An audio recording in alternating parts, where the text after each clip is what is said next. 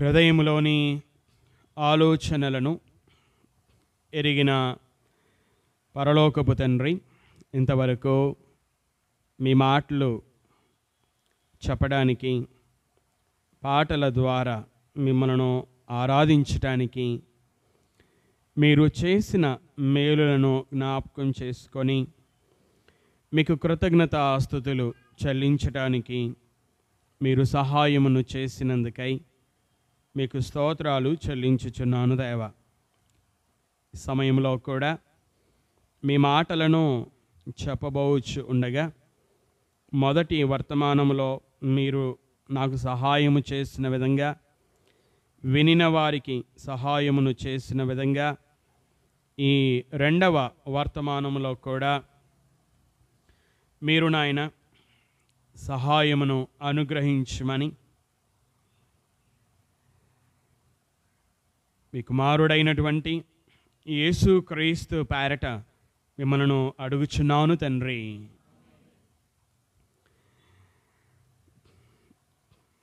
గత కొన్ని వారములుగా అపోస్తలుల కార్యములు 6వ అధ్యాయములో నుండి 4 అర్హతలని నేను జ్ఞాపకము చేశాను. మొదటిది, పరిశుద్ధాత్ముడితో నిండుకొనినటువంటి విశ్వాసులను పరిచారకులుగా ఏర్పరచుకోవాలి అని. రెండవది, దేవుని విషయమైన జ్ఞానముతో నిండుకొనినటువంటి విశ్వాసులను ఏర్పరచుకోవాలి అని. మూడవది, మంచి పేరు పొందినటువంటి విశ్వాసులను ఏర్పరచుకోవాలి అని. గత ఆదివారంలో స్టెఫెను జీవితంలో నుండి విశ్వాసముతో నిండుకున్నటువంటి విశ్వాసులను ఏర్పరచుకోవాలి అని జ్ఞాపకము చేయడము జరిగింది. అనగా 4 అర్హతలని జ్ఞాపకము చేయడము జరిగింది. ఆత్మతో నిండుకొనిన వారిని, దేవుని విషయమైన జ్ఞానముతో నిండుకొనిన వారిని, మంచి పేరు పొందినటువంటి వారిని, విశ్వాసముతో నిండుకొనినటువంటి వారిని సంఘములో పరిచర్య చేయుటకు పరిచారకులుగా ఏర్పరచుకోవాలి అనే విషయాలను జ్ఞాపకం చేసుకున్నాం. దేవుడు అపోస్తలుడైనటువంటి పౌలు గారి ద్వారా తిమోతికి వ్రాసినటువంటి మొదటి పత్రికలో కూడా పరిచారకులకు ఉండవలసినటువంటి అర్హతలను వ్రాయించాడు. అపోస్తలుడైన పౌలు తిమోతికి వ్రాసినటువంటి మొదటి పత్రిక 3వ అధ్యాయము 8వ వచనాన్ని మనము చదువుకుందాం. అలాగుననే పరిచారకులు మాన్యులై ఉండి ద్విమనస్కులను, మిగుల మద్యపానాసక్తులను, దుర్లాభమునపేక్షించువారునై ఉండక. 2వ వచనం నుంచి 7వ వచనం వరకు సంఘ అధ్యక్షుడు లేక సంఘ పెద్దకి ఉండవలసినటువంటి అర్హతలని పౌలు గారు వ్రాశారు. 8వ వచనం నుంచి 13వ వచనం వరకు పరిచారకులకు ఉండవలసినటువంటి అర్హతలను వ్రాశాడు. మనము చదువుకున్నటువంటి 8వ వచనంలో అలాగుననే పరిచారకులు మాన్యులై ఉండి,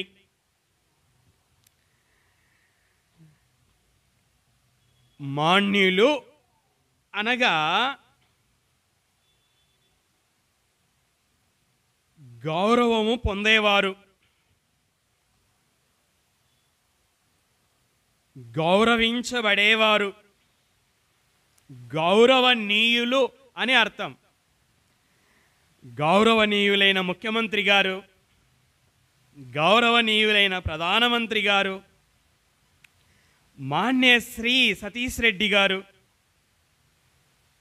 అని మనము సంబోధించడాన్ని చూస్తూ వింటూ ఉంటాం. మాన్యులు అనగా గౌరవము పొందుకునేవారు. సంఘములో ఏ విశ్వాసులైతే గౌరవము పొందుకుంటూ జీవిస్తూ ఉంటారో, పాస్టర్ గారి చేత గౌరవం పొందుకుంటూ, పెద్దల చేత గౌరవించబడుతూ, పరిచారకుల చేత గౌరవించబడుతూ, తోటి విశ్వాసుల చేత గౌరవించబడుతూ, తృణీకరించబడకుండా ఈ సహోదరుడా, ఈ సహోదరియా అని తృణీకరింపబడకుండా ఏ విశ్వాసులైతే సంఘస్థుల చేత గౌరవించబడుతూ ఉంటారో అటువంటి విశ్వాసులని సంఘము పరిచారకులుగా ఏర్పరచుకొనవలసినటువంటి అవసరత ఉన్నది. సహోదరులలో మాత్రమే కాదు, సహోదరి మనులలో కూడా పరిచారకురాండ్రను ఏర్పరచుకునేటప్పుడు ఇదే అర్హత వారికి కూడా వర్తిస్తుంది. పౌలు గారు రోమా సంఘానికి వ్రాస్తూ సంఘ పరిచారకురాలుగు ఫీబే అని రాశాడు. కెంక్రేయలో ఉన్న సంఘ పరిచారకురాలుగు ఫీబే. పౌలు గారు ఇదే తిమోతికి వ్రాసినటువంటి మొదటి పత్రిక 11వ వచనంలో అటువలే పరిచర్య చేయు స్త్రీలను మాన్యులై, పురుషులైన స్త్రీలైన సంఘములో ఎటువంటి సహోదరులను, ఎటువంటి సహోదరి మనులను పరిచారకులుగా ఏర్పరచుకోవాలి అంటే మాన్యులైనటువంటి సహోదర సహోదరి మనులను ఏర్పరచుకోవాలి. అనగా గౌరవించబడే సహోదర సహోదరి మనులను ఏర్పరచుకోవాలి. మొదటి అర్హత మాన్యులై ఉండాలి. పౌలు గారు ఫిలిప్పీలో ఉన్నటువంటి సంఘానికి పత్రిక వ్రాస్తూ 4వ అధ్యాయము 8వ వచనంలో ఏమని వ్రాసాడో మనం చదువుకుందాం. పౌలు గారు ఫిలిప్పీలకు వ్రాసినటువంటి పత్రిక 4వ అధ్యాయము 8వ వచనం. మెట్టుకు సహోదరులారా, ఏ యోగ్యత అయినను మెప్పైనను ఉండిన ఎడలా, ఏవి సత్యమైనవో, ఏవి మాన్యమైనవో, ఏవి న్యాయమైనవో, ఏవి పవిత్రమైనవో, ఏవి రమ్యమైనవో, ఏవి ఖ్యాతిగలవో వాటి మీద ధ్యానముంచుకొనుడి.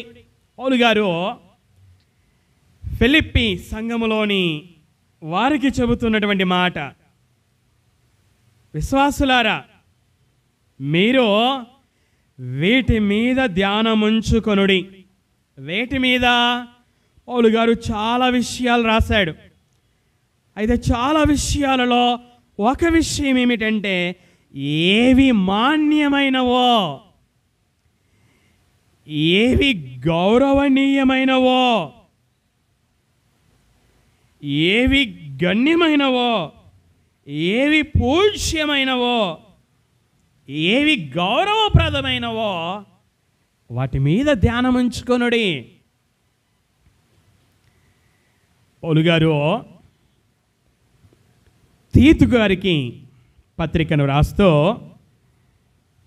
2వ అధ్యాయము 2వ వచనంలో ఏమని వ్రాసాడో చదువుకుందాం. పౌలు గారు తీతుకు వ్రాసినటువంటి పత్రిక 2వ అధ్యాయం 2వ వచనం. నీకు బైబిల్ లేదమ్మా? చదవమ్మా, చదవండి సిస్టర్. ఎలాగనగా వృద్ధులు మితానుభవము గలవారును, మాన్యులను, స్వస్థ బుద్ధి గలవారును, విశ్వాస ప్రేమ సహనముల యందు లోపము లేని వారునై ఉండవలెననియో చాలమ్మా బోధించుము అని పౌలు గారు తీతుకు రాశాడు. పౌలు గారు రాశారు. ఎవరికి రాశాడు? తీతుకు రాశాడు. ఏమని రాశాడు? తీతు, నువ్వు బోధించు. ఎవరికి బోధించు? వృద్ధాప్యంలో ఉన్న పురుషులకు బోధించు. క్రింద చదివితే వృద్ధాప్యంలో ఉన్న స్త్రీలకి బోధించు. ఇంకా కింద చదివితే యవనంలో ఉన్న పురుషులకి బోధించు, యవనంలో ఉన్న స్త్రీలకి బోధించు. ఇలాగా వీరందరికీ కూడా వీరు ఏ విధంగా ఉండాలో బోధించు అని పౌలు గారు రాస్తూ వృద్ధాప్యంలో ఉన్నటువంటి పురుషుల గురించి వ్రాస్తున్న సందర్భంలో వ్రాసినటువంటి మాట ఏంటంటే, వృద్ధాప్యంలో ఉన్నటువంటి వారు. దేవదానం అన్నగారు వృద్ధాప్యంలో ఉన్నారు.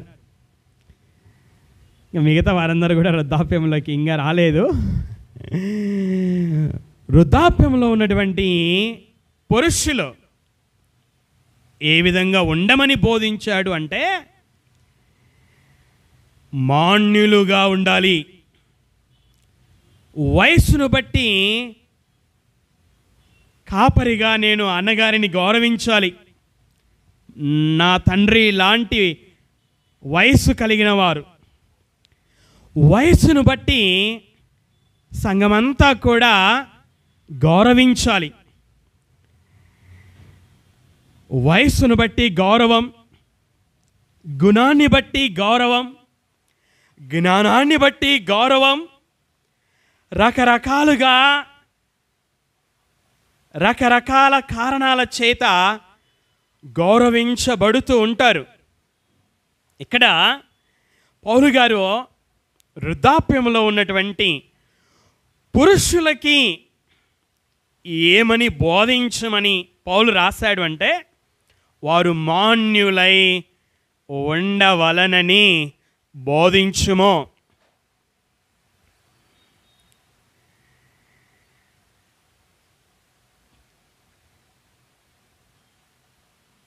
మొదటి అర్హతను మనం చూస్తూ ఉంటున్నాం. పరిశుద్ధాత్మతో నిండుకొని ఉండాలి అని చూసాం. దేవుని విషయమైన జ్ఞానముతో నిండుకొని ఉండాలి అని చూసాం. మంచి పేరు సంపాదించుకొనినటువంటి వారై ఉండాలి అని, విశ్వాసముతో నిండుకొని ఉండాలి అని చూసాం. ఈరోజు మాన్యులై ఉండాలి. సంఘములో సహోదరులైన సహోదరీమణులైన ఎవరైతే మాన్యులై ఉంటారో వారు మాత్రమే సంఘములో పరిచర్య చేయడానికి పరిచారకులుగా ఏర్పరచబడవలసినటువంటి వారై ఉన్నారు. సంఘ కాపరికి ఎవరు మాన్యులో తెలియవలసినటువంటి అవసరం ఉంది. పెద్దలకి సంఘములో ఏ సహోదరులు మాన్యులో, ఏ సహోదరి మనులు మాన్యులో తెలియవలసినటువంటి అవసరం ఉంది. పరిచారకులకు కూడా ఎవరు మాన్యులో తెలియవలసినటువంటి అవసరం ఉంది. తోటి సహోదర సహోదరి మనులకు కూడా ఎవరు మాన్యులో తెలియవలసినటువంటి అవసరం ఉంది. ఇలాగా ఎవరు మాన్యులో తెలిసినప్పుడే, వ్యక్తిగత అనుభవం ద్వారా తెలిసినప్పుడే పరిచారకులుగా ఏర్పరచుకొనే ఆ సమయం వచ్చినప్పుడు ఏర్పరచుకోవడానికి అవకాశము ఉంటుంది. మన ఇష్టం వచ్చినట్లుగా ఏర్పరచుకోకుండా, స్వార్థపూరితంగా ఏర్పరచుకోకుండా, సంఘము దేవుని కొరకు కొనబడింది కనుక, క్రీస్తు రక్తము చేత సంపాదించబడింది కనుక, దేవుని చిత్త ప్రకారంగానే సంఘంగా మనము విశ్వాసులని పరిచారకులుగా ఏర్పరచుకొనవలసినటువంటి అవసరత ఉంది. కనుక ఈరోజు మనము చూస్తున్నటువంటి మొదటి అర్హత మాన్యులై ఉండాలి. రెండవ దాన్ని మనము చూద్దాం. పౌలు గారు తిమోతికి వ్రాసినటువంటి మొదటి పత్రిక 3వ అధ్యాయము 8వ వచనం. అలాగుననే పరిచారకులు మాన్యులై ఉండి ద్విమనస్కులను, మిగుల మద్యపానాసక్తులను, దుర్లాభమునపేక్షించువారునై ఉండక. రెండవది ద్విమనస్కులను, రెండు మనస్సులు గలవారు. దీని సరి అయినటువంటి అర్థము ఏమిటి అంటే రెండు నాలుకలు గలవారు. కింద మనకి ఫుట్ నోట్లో ఇవ్వబడింది 8వ వచనంలో ద్విమనస్కులను అనే మాట దగ్గర 2 అనే సంఖ్య ఉంది. ఫుట్ నోట్లో రెండు నాలుకలు గలవారు అనే మాట మనకి వ్రాయబడి ఉంది. రెండు నాలుకలు గలవారు. రెండు నాలుకలు గలవారేంటి? మనందరి శరీరములోని నోటిలో ఒకే నాలుక ఉంది.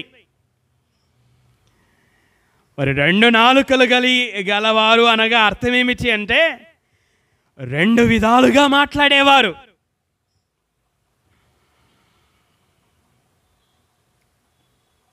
అంటే అర్థం ఏంటి? వేషధారులో నమ్మదగినటువంటి వారు కారు. ఒకరి దగ్గర ఒక మాట, మరొకరి దగ్గర మరొక మాట మాట్లాడినప్పుడు వారు నమ్మదగినటువంటి వారు కారు.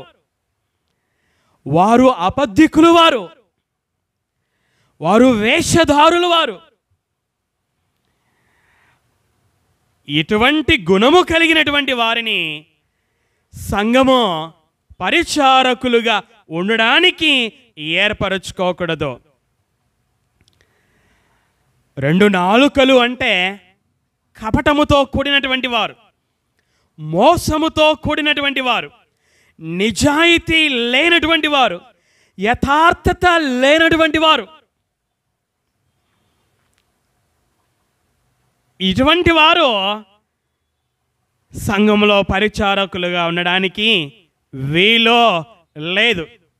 దేవుడు మాట ఏ విధంగా తప్పనివాడో అదేవిధంగా ఏ విశ్వాసులైతే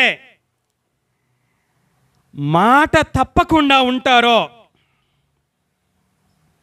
అటువంటి సహోదర సహోదరి మనులని పరిచారకులుగా ఏర్పరచుకొనవలసినటువంటి అవసరత ఉంది. కీర్తనల గ్రంథంలో రాయబడి ఉంది, దేవుని పిల్లలు ఒకసారి మాట ఇస్తే నష్టము వాటిల్లినా కూడా ఆ మాటని తప్పరు అంట. కీర్తనల గ్రంథంలో ఆ మాట వ్రాయబడి ఉంది.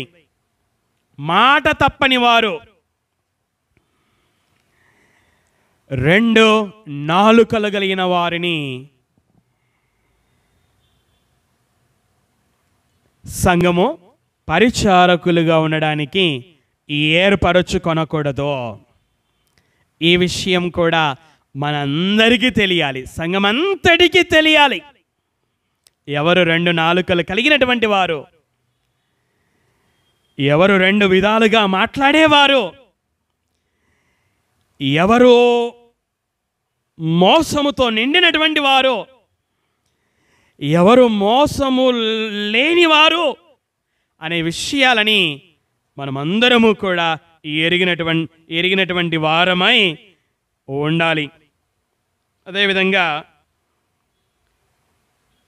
అదే 8వ వచనాన్ని మనం చదువుకున్నప్పుడు, మిగుల మద్యపానాసక్తులను పౌలు గారు ప్రతికూలమైనటువంటి వాటిని జ్ఞాపకం చేస్తున్నాడు, నెగటివ్ విషయాలని జ్ఞాపకం చేస్తూ ఉంటున్నాడు. పాజిటివ్ అంటే అనుకూలమైనటువంటి విషయము, అనుకూలమైన అర్హత మాన్యులై ఉండాలి. మొదటిది మాన్యులై ఉండాలి.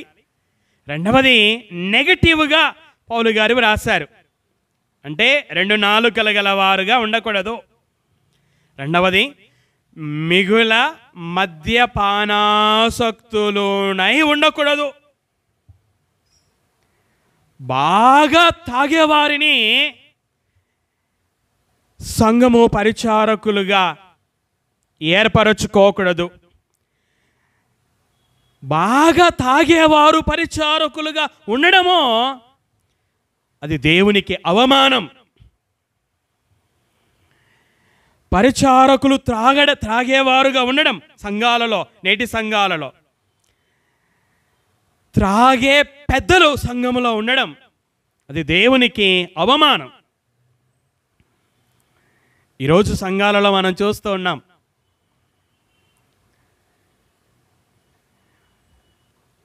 ఇక్కడ పౌలు గారు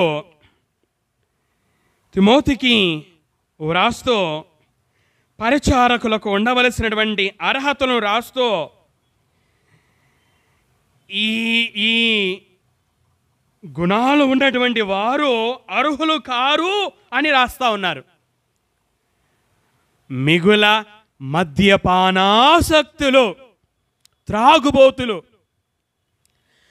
త్రాగుబోతులు పరిచారకులుగా ఉండడానికి వీలు లేదు, వారిని ఏర్పరచుకోవడానికి వీలు లేదు. త్రాగుబోతులతో సహవాసం కూడా చేయకూడదు అట. సంఘమంతా నేర్చుకోవలసిన పాఠం ఇది, సంఘమంతా తెలుసుకోవలసిన విషయం ఇది. పౌలు గారు కొరింథీయులకు రాస్తూ ఏమి రాశాడో చూద్దాం, చూడండి. పౌలు గారు కొరింథీయులకు రాసినటువంటి మొదటి పత్రిక, పౌలు గారు కొరింథీయులకు రాసినటువంటి మొదటి పత్రిక 5వ అధ్యాయం 11వ వచనం చదువుకుందాం. ఇప్పుడైతే ఆ మాట చూడండి, సహోదరుడనబడిన వాడెవడైనను అంటే విశ్వాసి త్రాగుతున్నాడు అనుకోండి, విశ్వాసి త్రాగుబోతు అనుకోండి.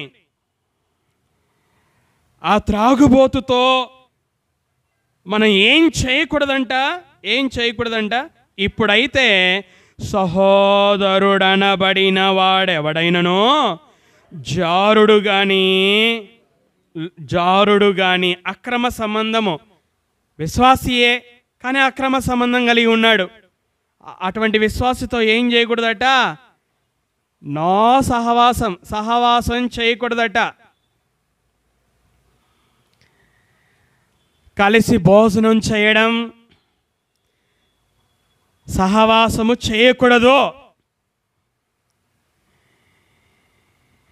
నేను చెప్పడం లేదు, దేవుడు చెబుతున్నటువంటి మాట.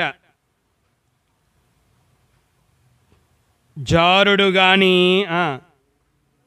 లోబి కానీ, విగ్రహారాధకుడు కానీ, తిట్టుబోతు కానీ, త్రాగుబోతు గాని దోచుకొనువాడు గాని అయి ఉన్న ఎడల అట్టి వానితో సాంగత్యము చేయకూడదు, భుజింపను కూడదని మీకు వ్రాయుచున్నాను. సువార్త విని విశ్వాసముంచి మారు మనసు పొందుకొని బాప్తీసం తీసుకొని క్రీస్తు సంఘంలో సభ్యులై దేవుని పిల్లలుగా ఉన్నటువంటి వారిలో ఎవరైనా జారత్వంలో ఉన్నట్లయితే, లోభత్వంలో ఉన్నట్లయితే, విగ్రహారాధకులుగా ఉన్నట్లయితే, తిట్టుబోతులుగా ఉన్నట్లయితే, త్రాగుబోతులుగా ఉన్నట్లయితే, దోచుకొని వారుగా ఉన్నట్లయితే వారితో మనం ఎలా ఉండకూడదట? సాంగత్యము చేయకూడదు, భుజింపను కూడదు. ఇది మనం అందరం కూడా తెలుసుకోవలసినటువంటి విషయం. ఎవరు జారత్వంలో ఉన్నారు, ఎవరు లోబిగా ఉన్నారు, ఎవరు విగ్రహారాధకుడిగా ఉన్నారు. విగ్రహారాధకుడు అంటే విగ్రహం పెట్టుకొని ఆరాధించేవారు మాత్రమే కాదు, ధనాపేక్ష కూడా విగ్రహారాధన అన్నాడు పౌలు గారు. విగ్రహారాధన అయినా ధనాపేక్ష అని వ్రాసాడు. ఏ సహోదరి ఎవరైతే తిట్టుబోతులుగా ఉన్నారో, త్రాగుబోతులుగా ఉన్నారో, దోచుకొని వారుగా ఉన్నారో వీరితో మనం సాంగత్యం చేయకూడదు, భుజింపకూడదు. కనుక సంఘములో ప్రతి ఒక్కరిని గూర్చిన అవగాహన మనకు ఉండాలి. కాపరికి సంఘములోని ప్రతి ఒక్కరి గురించి తెలియాలి, పెద్దలకి తెలియాలి, పరిచారకులకు తెలియాలి, తోటి విశ్వాసులకి తెలియాలి. తోటి విశ్వాసులు ఎలాంటి వారు అని తెలియాలి. తెలియడం కోసమే సహవాసం,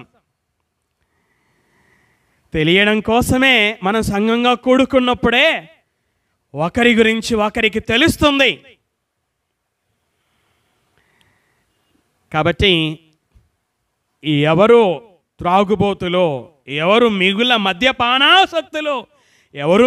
మద్యపానాసక్తులు కారో అవగాహన, సంపూర్ణ అవగాహన మనకు ఉండాలి. అప్పుడే పరిచారకులుగా దేవుడు కోరుకొనినట్లుగా ఏర్పరచుకోవడానికి అవకాశము ఉంటుంది. 2-3 విషయాలను మనం చూసాం. పాజిటివ్గా, అనుకూలంగా ఒక విషయాన్ని చూసాం, మాన్యులై ఉండాలి. రెండవది నెగటివ్గా, ప్రతికూలంగా మనం చూస్తున్నాం. 2 నాలుకలు గల వారిని మనము ఏర్పరచుకోకూడదు, మిగుల మద్యపానాసక్తులను మనం ఏర్పరచుకోకూడదు. తర్వాత అర్హతను మనము చూద్దాం. దుర్లాభమును అపేక్షించువారునై ఉండక. దుర్లాభం, డబ్బు గురించి నా అర్హత, డబ్బు గురించినటువంటి అర్హత. సంఘ పెద్ద లేక సంఘ కాపరి లేక సంఘ అధ్యక్షుడు ధనాపేక్ష లేనివాడుగా ఉండాలి. పైన అర్హతలలో 3వ వచనంలో మనకు రాయబడి ఉంది. సంఘ పెద్ద ఏ విధంగా ధనాపేక్ష లేనివాడుగా ఉండాలో అదేవిధంగా సంఘములో పరిచర్య చేయడానికి పరిచారకులుగా ఎన్నుకొనబడవలసినటువంటి ఆ విశ్వాసులు కూడా దుర్లాభం మీద అపేక్ష లేని వారై ఉండాలి. చెడు లాభం, దుర్లాభం అంటే చెడు లాభం, చెడు వలన వచ్చే లాభం, అక్రమంగా వచ్చే లాభం, నీచమైన పనులు చేయడం ద్వారా వచ్చే లాభం,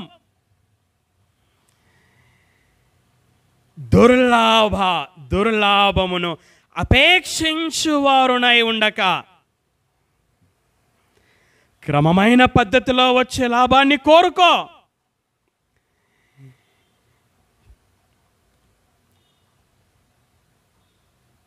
బిజినెస్లో క్రమంగా లాభం వస్తూ ఉందా? దానిని కోరుకో, లాభాన్ని, క్రమంగా వచ్చే లాభాన్ని కోరుకో, తప్పేమీ లేదు. కానీ దుర్లాభమును అపేక్షించు వారిని, అంటే చెడుగా క్రమము కాని మార్గములో లాభము రావాలని ఆశించే వారు సంఘములో పరిచారకులుగా ఉండడానికి అర్హులు కారు. పౌలు గారు తీతుకు రాస్తూ ఏం రాశాడు చూడండి. ఇదే పదాన్ని తీతుకు రాసిన పత్రికలో కూడా పౌలు గారు రాశారు. 1వ అధ్యాయం 7వ వచనాన్ని మనం చదువుకుందాం. ఇక్కడ ఈ మాటని సంఘ అధ్యక్షుని కొరకు ఉపయోగించాడు. ఎందుకనగా అధ్యక్షుడు దేవుని గృహ నిర్వాహకుని వలె నిందారహితుడై ఉండవలెను.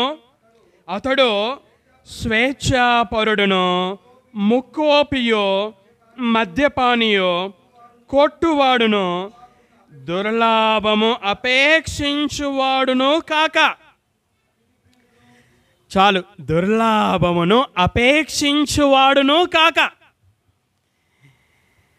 ఇది సంఘ అధ్యక్షునికి లేక పెద్దకి ఉండవలసినటువంటి అర్హత.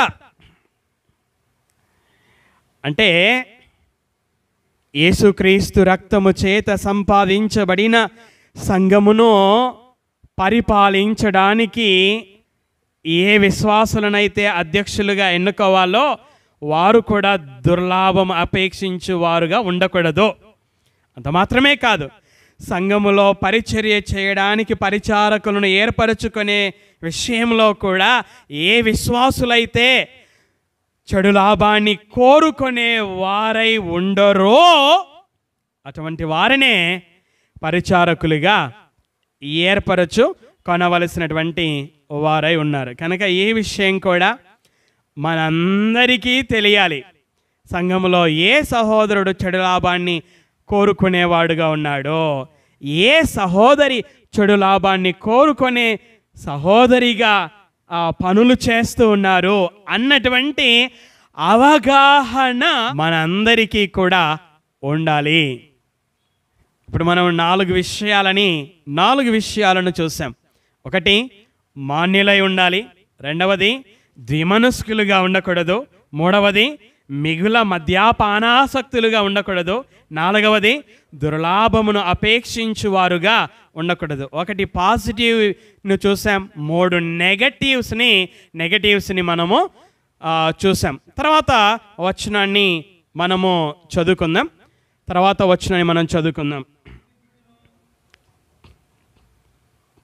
పౌలు గారు తిమోతికి వ్రాసినటువంటి మొదటి పత్రిక 3వ అధ్యాయము 8వ వచనాన్ని మనం చదువుకుందాం.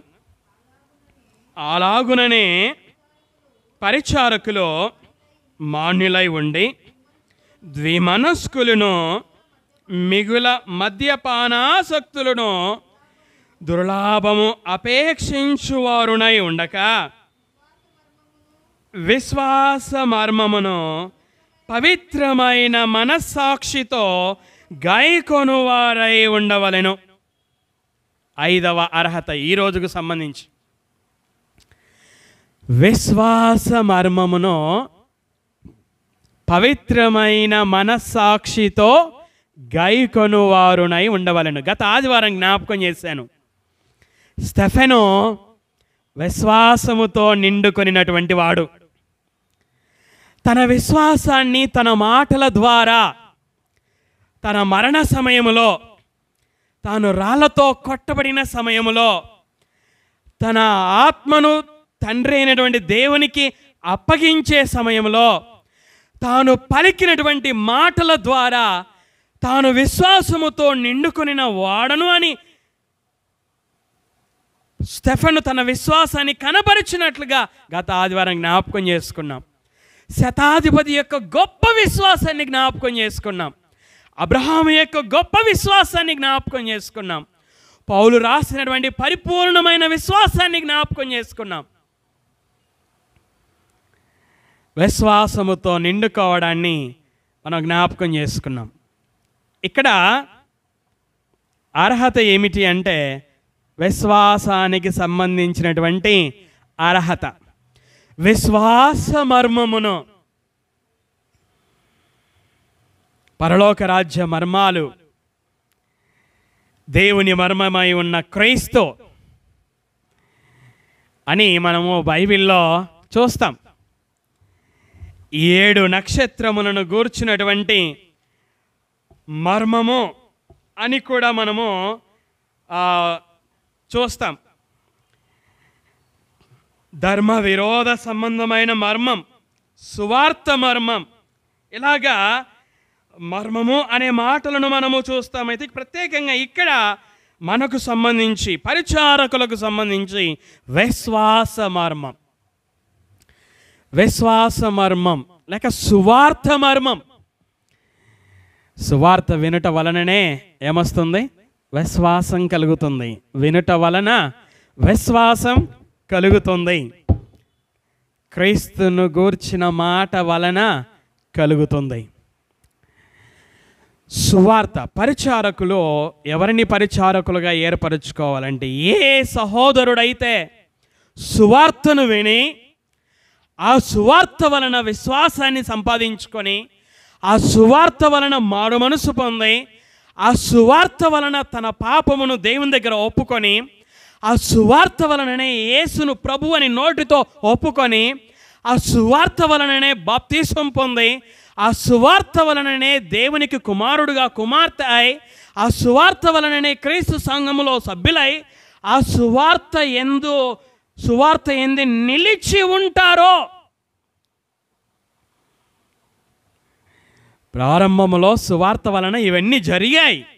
అయితే అదే సువార్తలో నిలిచి ఉంటారో, సువార్త మర్మమును, సువార్త వినుట వలన కలిగే విశ్వాస మర్మమును పవిత్రమైన మనస్సాక్షితో గైకొను వారై ఉంటారో, అటువంటి విశ్వాసులను పరిచారకులుగా ఉండడానికి ఏర్పరచుకోవాలి.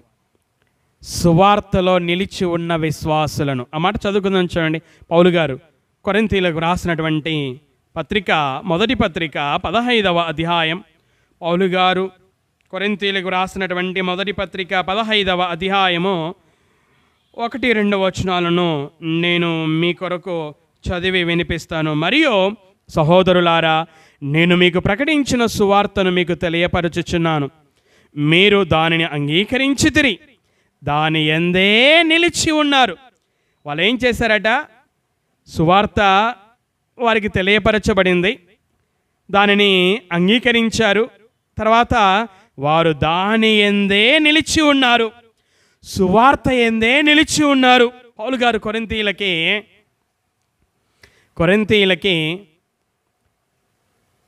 సువార్త చెప్పినట్లుగా అపోస్తలుల కార్యములు 18వ అధ్యాయంలో మనం చూస్తాం. కొరింథీ పట్టణానికి పోయి సంవత్సరం 6 నెలలు అక్కడ ఉండి సువార్త ప్రకటించగా వారు విని విశ్వసించి బాప్తిసం తీసుకున్నట్లుగా మనం అపోస్తలుల కార్యములు 18వ అధ్యాయంలో చూస్తాం. అయితే ఇప్పుడు పత్రిక రాస్తున్నది సువార్త వారు విని అంగీకరించి కొన్ని సంవత్సరాలు అయిన తర్వాత ఈ పత్రికను రాస్తూ ఉన్నాడు. సువార్తను వినిన తర్వాత కొన్ని సంవత్సరాలు గడిచిన తర్వాత పౌలు గారు ఈ మొదటి పత్రికను రాస్తూ ఏమని రాశాడంటే, సువార్త ఎందో దాని ఎందే నిలిచి ఉన్నారు. ఎటువంటి విశ్వాసులను పరిచారకులుగా ఏర్పరచుకోవాలంటే, రాతి నేలన పడిన విత్తనం ఉంది కదా, అటువంటి విశ్వాసులను ఏర్పరచుకోకూడదు. అటువంటి విశ్వాసులు కొన్ని రోజులు వస్తారో, శ్రమలు కలగడం ద్వారా తర్వాత వారేమవుతారు? వారు ప్రార్థనలకు రారు.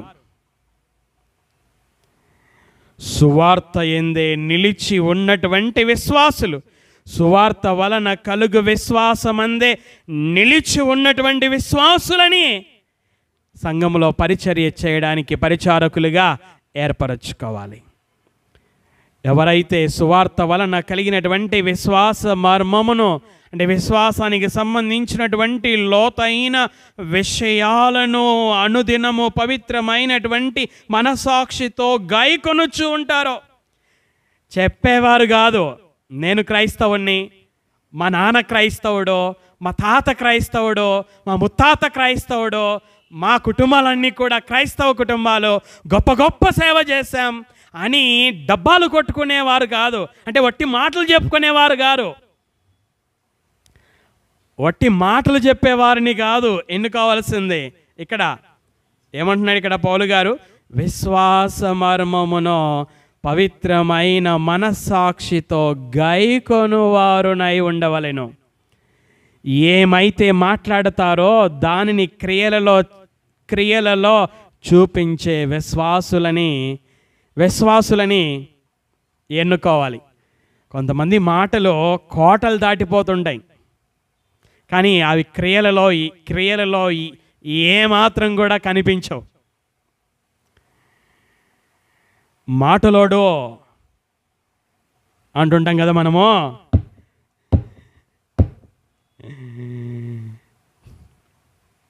మాటలు కాదు కావలసిందే, క్రియలలో విశ్వాసం కనబడాలి.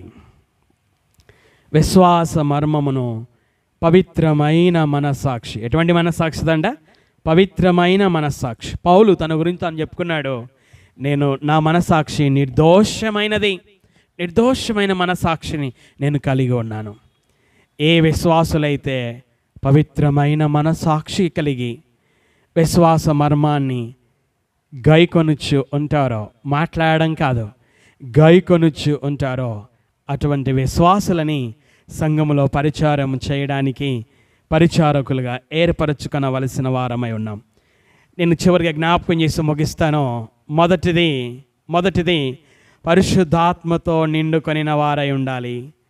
ఆ కుటుంబ యజమాని నడిపిస్తాడు, భార్యను నడిపిస్తాడు, పిల్లలను నడిపిస్తాడు. అలాగే పరిశుద్ధాత్మతో నిండుకొనడం అంటే విశ్వాసి పరిశుద్ధాత్ముని చేత నడిపించబడము. పరిశుద్ధాత్మతో నిండుకొని ఉండడం, దేవుని విషయమైన జ్ఞానంతో నిండుకొని ఉండడం, మంచి పేరు పొందుకొని ఉండడం, విశ్వాసముతో నిండుకొని ఉండడం, మాన్యులుగా ఉండడము, ద్విమనస్కులుగా ఉండకపోవడము, మిగుల మద్యపానాసక్తులుగా ఉండకపోవడము, దుర్లాభమును అపేక్షించు వారుగా ఉండని వారిని, తర్వాత విశ్వాస మర్మమును పవిత్రమైన మనసాక్షితో గైకొను విశ్వాసులను సంఘములో, ఎవరి సంఘములో? క్రీస్తు సంఘములో, రక్తము చేత కొనబడినటువంటి క్రీస్తు సంఘములో పరిచర్య క్రమముగా జరగడానికి పరిచారకులను ఏర్పరచుకొనవలసినటువంటి అవసరత ఉన్నది. ఈ అర్హతలన్నీ మనందరికీ కంఠస్థం కావాలి. మీరు వచ్చే ఆదివారానికి ఈ అర్హతలన్నీ కూడా మీకు వీలవుతాయి, కంఠస్థము చేసుకొని రావలసినదిగా ప్రభువు పేరట మనవి చేస్తున్నాను. ఎందుకంటే మన కంఠస్థము కావాలి. తర్వాత సంఘములో ఎవరు ఈ అర్హతలు కలిగి ఉన్నారో వ్యక్తిగత అనుభవము మనకు కావాలి. అప్పుడే ప్రాణమిచ్చి సంపాదించిన సంఘాన్ని క్రమముగా ఆ సంఘంలో క్రమముగా పరిచర్య చేయడానికి పరిచారకులను దేవుని ఇష్టానుసారంగా ఎన్నుకొనడానికి వీలు అవుతుంది. కనుక మనమందరము ఆ విధంగా చేయవలసినదిగా ప్రభువు పేరట మనవి చేస్తూ ఉంటున్నాను. ప్రార్థన చేసుకుందాం. ప్రార్థన విను తండ్రి, ఇంతవరకు నాయన మీ మాటలు చెప్పడానికి మీ దాసుడనైన నాకు సహాయమును చేసినందుకై మీకు స్తోత్రాలు చెల్లించుచున్నాను దేవ. చెప్పినటువంటి నేను ఆ విధంగా నాయన నడుచుకోవడానికి, నన్ను గూర్చి నేను జాగ్రత్త తీసుకొనుటకు, నా బోధను గూర్చి నేను జాగ్రత్త తీసుకోవడానికి సహాయమును అనుగ్రహించమని అడుగుచున్నాను దేవ. సమయంలో నాయన వినటువంటి వారు మీ మాటలను హృదయంలో భద్రం చేసుకొని ఆ మాటలను నాయన మరి ఎవరైతే గ్రహించారో వారిని బట్టి మీకు స్తోత్రాలు, ఎవరైతే గ్రహించలేదో వారు గ్రహించడానికి మరలా సహాయం చేయి తండ్రి. 30 60 100 ఫలించినట్లుగా నాయన మీరు సహాయం చేయమని, ముందున్న కార్యక్రమాన్ని కూడా పరిశుద్ధాత్ముడి ద్వారా నడిపించమని మీ కుమారుడైన యేసుక్రీస్తు పేరట మిమ్మల్ని అడుగుచున్నాను తండ్రి.